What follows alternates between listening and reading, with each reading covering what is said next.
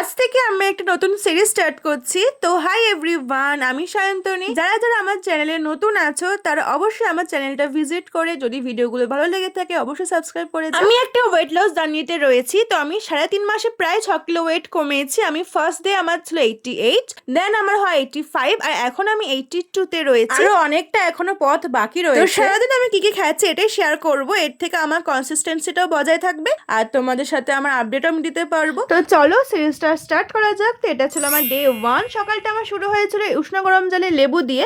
রোজ আমি লেবু জল খাই না, একদিন না একদিন জিরে জলও থাকে। এন্ড ব্রেকফাস্টে ছিল স্মুদি আর 2টো ডিম সেদ্ধ। আমি সকালবেলাটা উইদাউট কুসুমি খাই।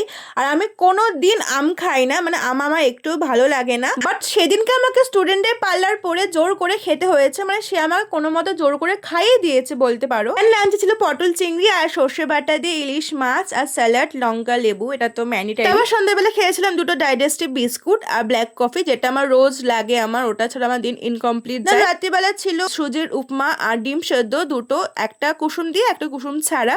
তো এটা ছিল আমার ডে 1 এর খাওয়া দাওয়া। তো দেখা হচ্ছে নেক্সট ভিডিওতে ডে 2 নিয়ে। তো আজকের মতন বাই।